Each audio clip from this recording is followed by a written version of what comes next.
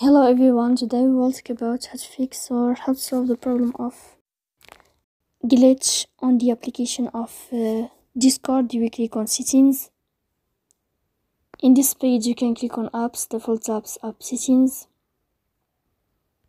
On above you can search about glitch. You will search about Discord app and you will enter. Then you can click on first open, you can click OK. After that you'll enter to the window of storage. Here you can click clear cache. Don't click clear data because that can cause the errors that can delete your account. In the end you can turn off your phone and you can wait a moment to turn on your phone again. So please don't forget to support us by like and subscribe. See you next time in another video, and thank you for your attention and your watching. Goodbye.